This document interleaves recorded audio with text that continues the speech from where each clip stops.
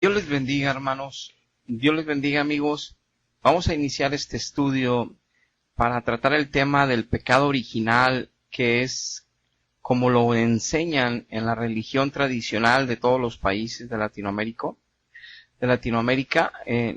La religión cristiana católica enseña que todos los bebés nacen con pecado original, lo cual demostraremos con la Biblia que esto es un grave error. Nadie nace con pecados originales. Vamos a explicar lo que la Biblia nos enseña para entender bien este tema, este asunto tan importante, para que la gente empiece a investigar en la Biblia la verdad, para que encuentren a Cristo en espíritu y en verdad, y puedan ya ser libres del pecado que los atormenta todos los días, que aparentemente los hace vivir en ciertos placeres, pero siempre están en contiendas y en pleitos y en problemas, porque el pecado mora ahí y hay consecuencias por él. Ahora, empecemos en el libro de Ezequiel, en el Antiguo Testamento nos dice Dios en el capítulo 18, versículo 20, el alma que pecare, ésta morirá. El Hijo no llevará el pecado del Padre, ni el Padre llevará el pecado del Hijo. La justicia del justo será sobre él, y la impiedad del impío será sobre él. Dice Dios que el que peca, él tiene deuda con Dios, y él está en deuda con Dios, y él es el impío. Y que el que hace justicia, él solamente de él, eso no lo va a derramar a su familia, sino que lo va a justificar a él. Ahora, dice algo que es clave que tenemos que entender. El padre no va a transmitir sus pecados a sus hijos. O sea, el hijo no va a pagar la culpa de lo que el papá hizo. Ahora, yo sé que han escuchado de maldiciones generacionales de tercera y cuarta dimensión, de la tercera y cuarta generación, como es la idolatría, por ejemplo, y eso sí es verdad, pero ese es otro asunto que no quisiera tratar aquí porque nos llevaría más tiempo. Vamos a hablar sobre el pecado original. Entonces, que es una filosofía falsa, que es una doctrina falsa del catolicismo, pero lo vamos a comprobar con la Biblia, no nada más porque querramos decirlo, sino que la Biblia nos explica que los padres no pueden heredar. Tomando este principio de Dios para la humanidad, entendemos que Adán, siendo nuestro primer padre, no puede transmitirnos sus pecados. Entonces tenemos que investigar en la Biblia a qué se refiere Dios cuando nos revela en su palabra que todos los hombres murieron por causa de Adán y Eva. Por el pecado de ellos, la humanidad está inmersa en pecados y culpas que tienen que recibir a Cristo en una etapa de sus vidas para tomarlo por Señor y por Salvador, si es que queremos herencia con Dios y queremos un día conocerle en el cielo. Entonces, Dios nos explica que los pecados no pueden transmitir su pecado a los hijos por herencia, sino que es cada uno responsable de su propio pecado. Entonces, el pecado que cometió Eva, el pecado que cometió Adán, no lo llevamos nosotros. Este es el principio. Entonces vamos a Romanos capítulo 5 versículo 12 para que Dios nos explique el pecado de Adán con la diferencia de Cristo, pero veremos la parte de Adán.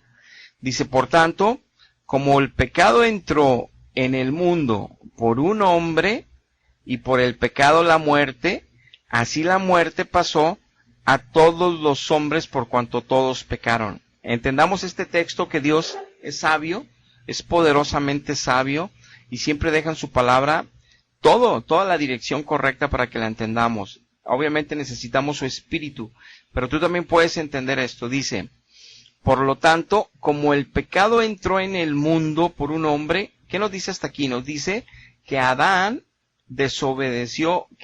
y Eva desobedecieron el mandato de Dios y comieron del fruto prohibido. Dios les dijo que podían disfrutar de toda la creación excepto ese fruto, y precisamente Satanás los convenció que de ese comiesen. Muy bien, ya no entraremos a detalle de todo lo que les prometió Satanás que conocerían y de todo lo que ellos fueron engañados, porque ese es otro tema. Aquí lo importante que estamos tomando el tema de hoy, el pecado original, dice que el hecho de que Adán fue el que primero que pecó, eso hizo la separación por causa de la desobediencia, se llamó esa consecuencia pecado, y quedó impreso en el ser humano, en él y en Eva. Hay una separación espiritual de Dios con ellos. se apartó Dios de ellos, estaban ya en desobediencia.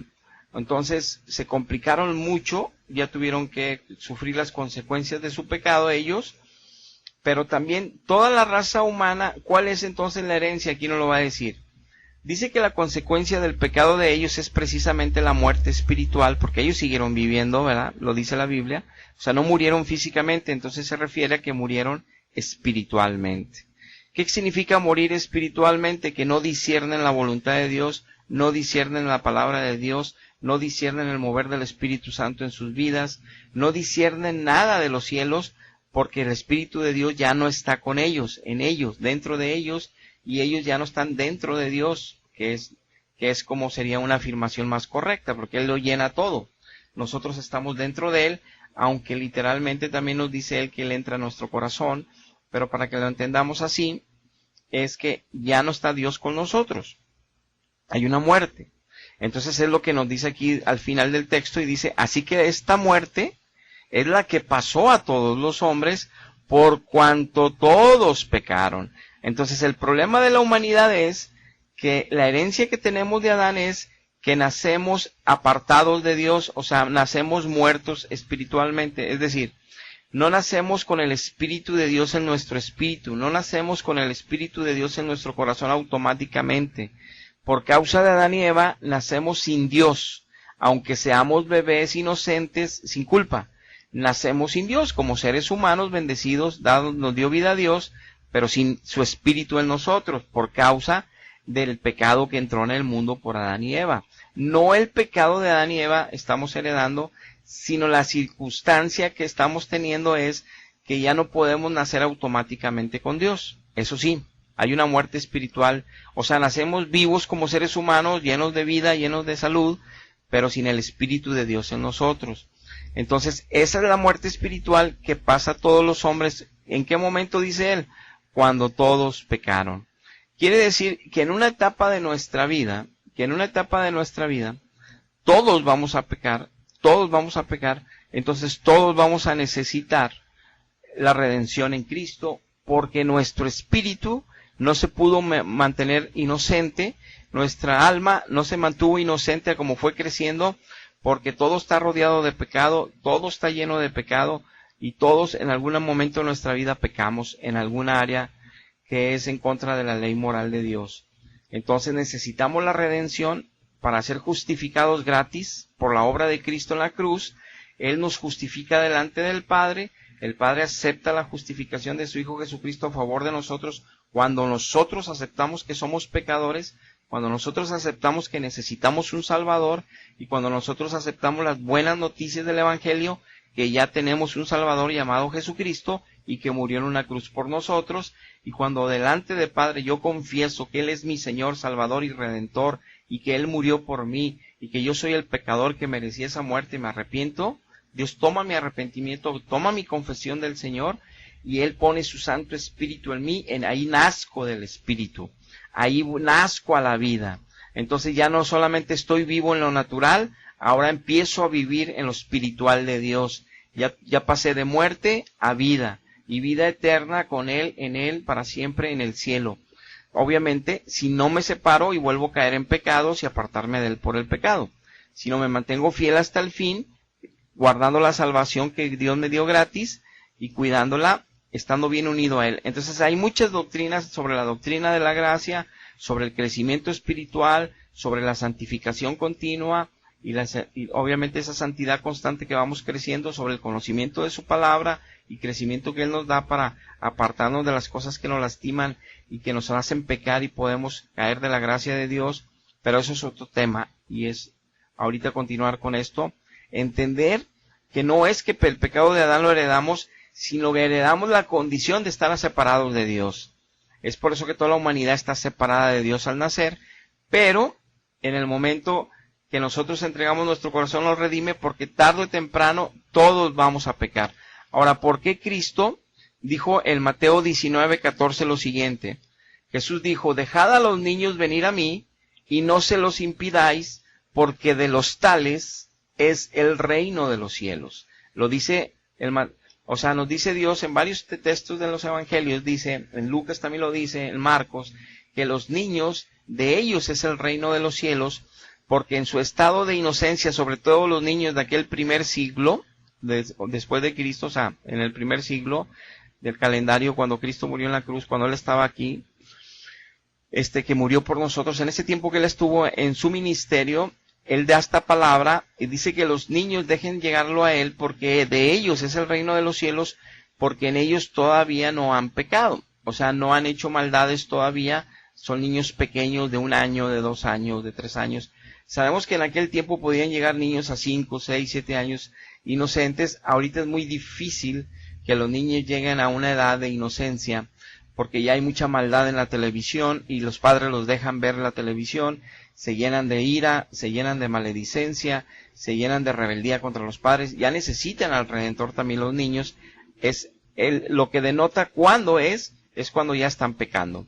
Entonces, mientras no estén pecando, ellos mueren, se van directo al cielo, aunque nunca hayan aceptado a Cristo como Señor, ni su redención, porque automáticamente ellos no están pecando. Entonces Dios no los está inculpando de pecado. Entonces, ahora para que lo entendamos a grandes rasgos, hay un salmo que dice que de los que maman, Dios perfeccionó la alabanza. Es porque si tú ves un bebé en el seno de su madre tomando leche, alguno de tus hijos con tu esposa tomando leche, tú puedes ver la maravilla del bebé alimentándose de su madre, una bendición de Dios, que Dios creó así las cosas. Pero tú puedes ver al bebé decir gu gu o hacer las expresiones del bebé que hace, ya sea niño o niña, y tú puedes ver la belleza de Dios en él, la obra de Dios en esos bebés, en ellas o en ellos, y tú puedes ver la inocencia que hay en ellos, la falta de maldad, que no hay nada de maldad en ellos. O sea, tú puedes ver toda la obra de Dios en ellos, inclusive puedes ver que Dios está con ellos, aunque no tengan conocimiento de Dios. O sea, Dios está manifestando su obra en ellos, no hay maldad en ellos, es que está Dios en ellos. No estoy hablando de que estén llenos del Espíritu Santo ni cosas parecidas, sino que la presencia de Dios, la bendición de Dios está sobre de ellos. Obviamente que no podemos decir que ellos tienen al Espíritu Santo, porque nosotros sabemos que los bebés mueren asfixiados, por errores de los padres matan a los bebés accidentalmente, descuidan a los bebés. Si estuvieran llenos del Espíritu Santo, Dios los protegería, Dios los guardaría y evitaría que sucedieran esas cosas. Entonces, no es así, sino que tú puedes ver la gloria de Dios en ellos en la inocencia, a eso me refiero. Entonces, no que estén llenos de Dios, sino que ves la obra de Dios en los bebés. Por eso, esa inocencia, mientras se mantenga, por eso aclara en el Romanos 5:12, que hasta que cuando todos pecaron, es como pasó la muerte a ellos. Hasta el momento que los bebés pecan, la muerte espiritual entra a ellos. Vamos, en pocas palabras, mientras son bebés, ellos todavía son inocentes, aunque no están llenos del Espíritu Santo, como quieran, no tienen pecado delante de Dios, vamos, no están en condenación delante de Dios, y en el momento, obviamente, tarde o temprano van a pecar, y obviamente van a entrar en la muerte espiritual, es a lo que se refiere aquí. Todos pecaron, todos entraron en muerte, por eso un bebé no se debe de bautizar, porque él no tiene pecado. La muerte espiritual no entró a él porque todavía no peca, de ninguna manera peca. Yo sé que usan a veces el Salmo 51 a referirse David, pero él es un salmo donde él está confesando su iniquidad y está pidiendo que Dios ponga su espíritu en él y que le perdone todas las maldades y pecados. Y él dice, yo soy pecador siempre y desata desde bebé, pero no está diciendo que de bebé estaba pecando. Está diciendo en una oración, se está yendo a abrir todo su corazón a Dios para expresar que él es pecador y que en el seno de su madre era pecador, porque diciendo que no merece ser perdonado, porque está acongojado, está quebrantado, está pidiendo clamor de misericordia, está diciendo que no merece estar delante de un Dios 3 veces santo. Entonces, pues, es nuestra condición.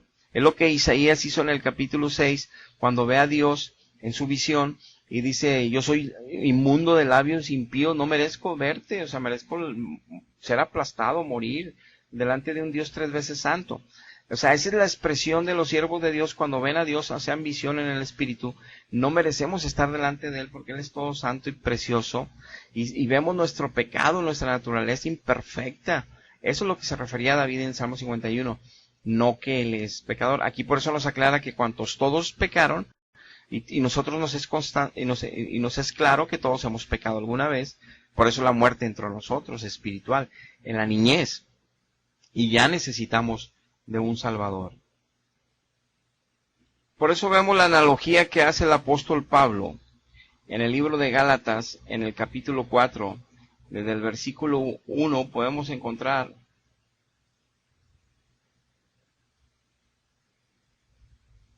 que dice lo siguiente: pero también les digo que entre tanto que el heredero es niño, en nada difiere del esclavo, aunque es señor de todo, sino que está bajo tutores y curadores hasta el tiempo señalado por el Padre. Así también nosotros, cuando éramos niños, estábamos en esclavitud bajo los rudimentos del mundo, pero cuando vino el cumplimiento del tiempo, Dios envió a su Hijo, nacido de mujer y nacido bajo la ley, para que redimiese a los que estaban bajo la ley, a fin de que recibiésemos la adopción de hijos. Esta analogía la usa Pablo para explicar que nosotros en el mundo, aunque ya habíamos sido predestinados para ser salvos, como dice que Dios nos escogió antes de la fundación del mundo, éramos igualitos a los que no escogió, teníamos los mismos problemas morales que los que no escogió, y llegado el tiempo, aunque nosotros éramos hijos del gran rey, o sea, nos iba a adoptar Jesucristo un día por su obra, nos iba a adoptar en Cristo para ser hijos de Él, hasta el día que el Padre nos llamó, que así el rey llama a su hijo para que tome también el trono, tome también el poder del reinado. Así lo hizo Dios con nosotros. Nos dejó estar metidos en el mundo, presos de las cosas del mundo, hasta que nos llamó. Pero en la analogía entendemos que el niño, lo que quiero sacar de aquí de esta analogía, que es en cuanto a la redención y comparación de un creyente escogido antes de, a uno que no es escogido antes de, y cómo Dios nos llama y nos convierte, lo que yo quiero que tomemos de aquí es que los niños están sujetos, obviamente, al cuidado de los padres, a la dirección de los padres, hasta que ellos también empiezan a pecar como todo ser humano, porque aún también los que somos salvados pecamos eventualmente, claro, ya no somos esclavos, pero podemos pecar, ellos también lo van a hacer, y entonces ya necesitan también confesar a Jesús y recibir a Jesús, y es cuando ya también ya los pone Dios como reyes y los salva. Pero es hasta el tiempo. Mientras sean niños inocentes, ellos no tienen pecado original, o sea, ellos no tienen muerte espiritual por haber pecado.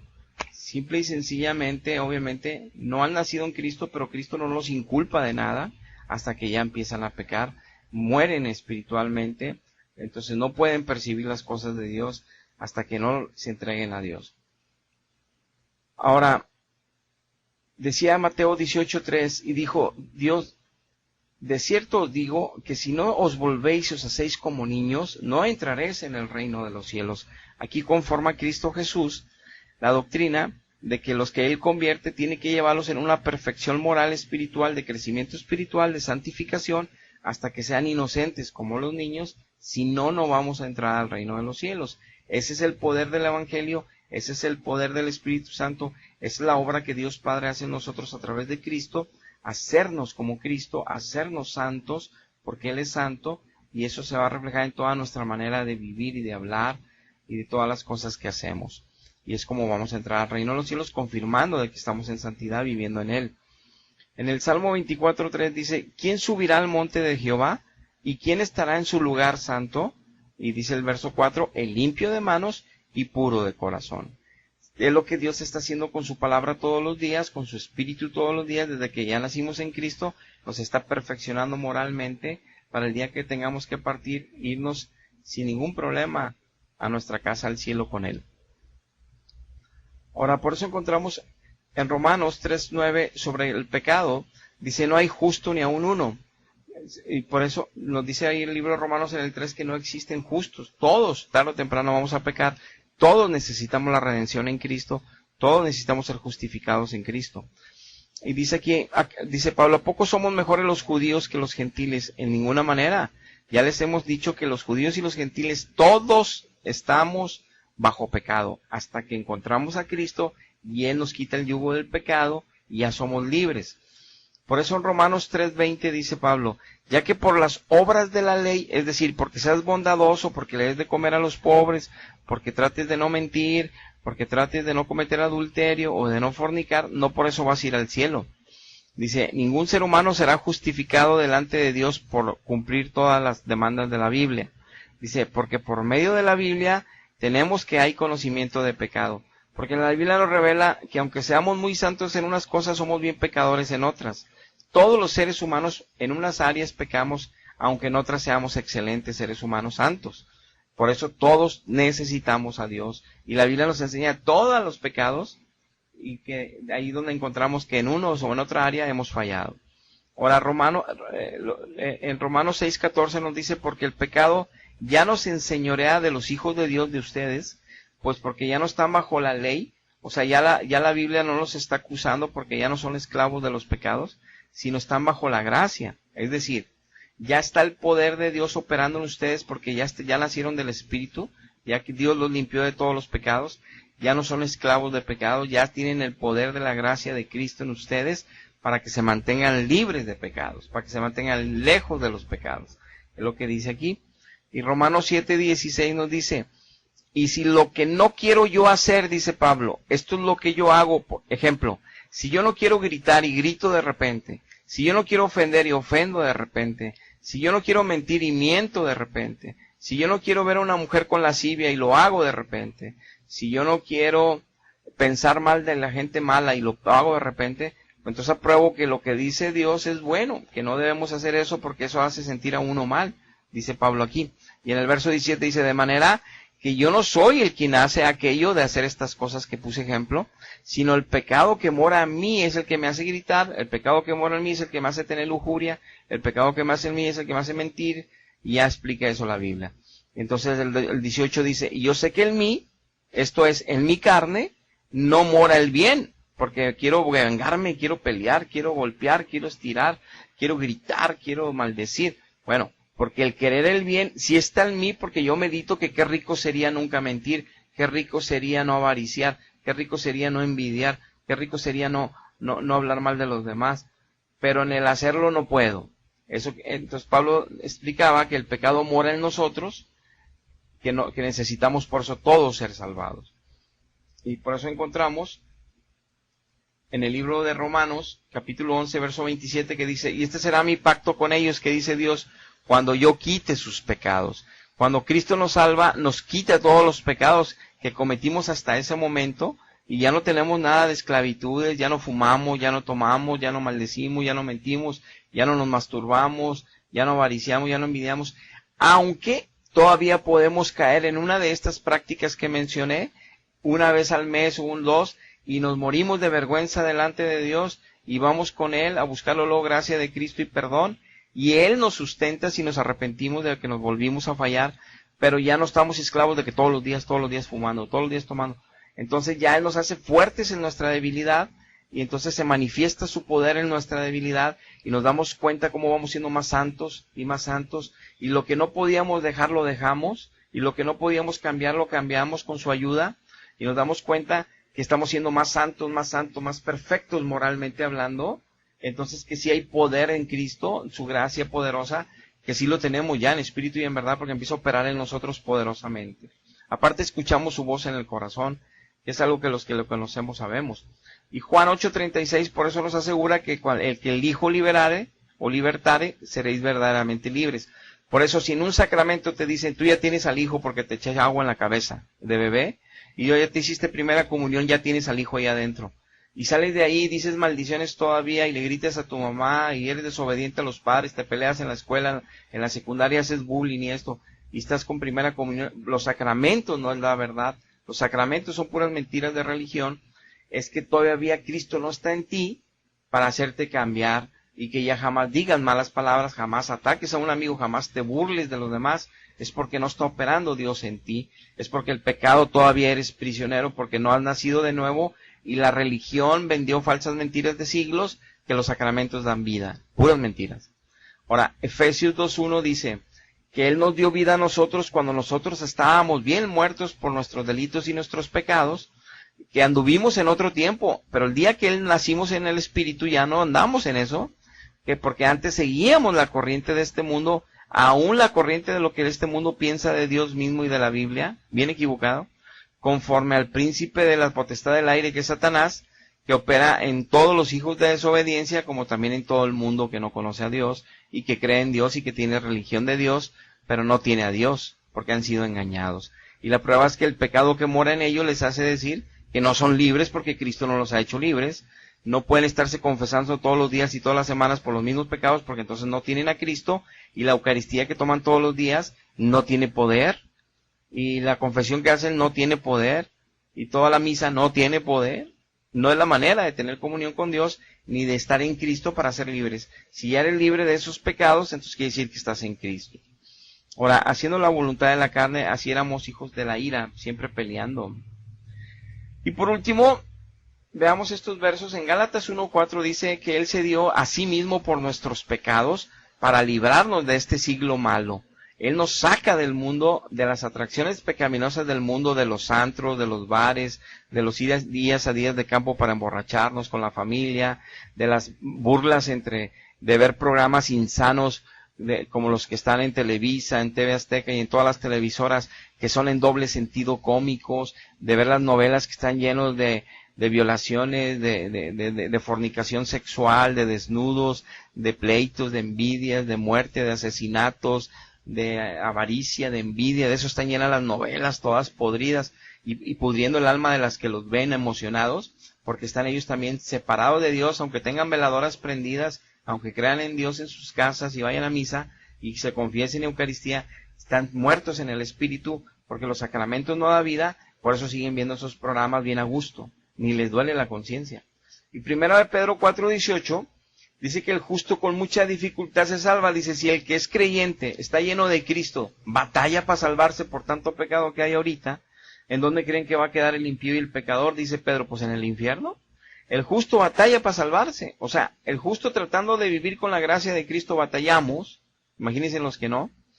Por eso primera de Juan 1:10 dice que si decimos que nunca hemos pecado, le hacemos al mentiroso, o que no hemos pecado, y que porque todos cometemos algún pecado, todos, pero no son los mismos pecados de muerte espiritual, ni son los mismos pecados que les llaman veniales, porque ya no somos esclavos del pecado. Es decir, si un día caigo en el error de volver a mentir, a lo mejor puede ser en 6 meses eso, y me voy a estar muriendo de vergüenza delante de Dios. Le voy a pedir perdón a la persona que le mentí, y voy a pedirle perdón a Dios, y Dios me va a restaurar si soy sincero.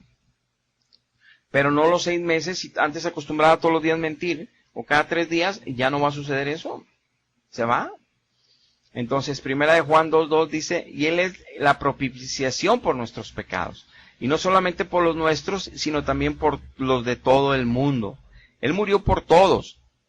El problema es que todos se refugian en la religión cristiana católica, en la mayoría, en Latinoamérica, porque les dicen que la primera es la santa, la única de esto y lo otro, y la romana, y que ya los sacramentos se comen en la Eucaristía y ya tienen a Dios. Y siguen en sus casas llenos de maledicencia, en sus casas viendo novelas y programas cómicos y problemas de desnudos, y en sus casas hablándose mal entre hermanos, peleándose hasta golpes, en sus casas los matrimonios hasta golpes, malas palabras, desprecios, ofensas terribles, en sus casas hablando con las vecinas de mal del marido o de la mujer, en sus casas odiándose, aborreciéndose, pero están llenos de sacramentos.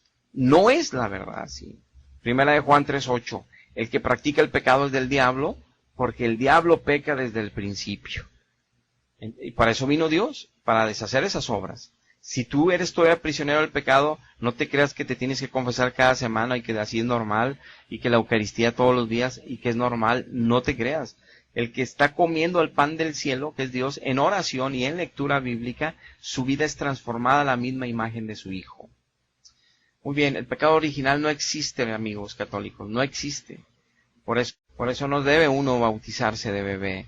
Hasta que ya crecen y pecan los niños, hay que llevarlos a entregarse a Cristo, hablar con ellos para que decidan entregar su vida a Cristo. Mientras tanto, guiarlos en la fe. Dios los bendiga, hasta la próxima.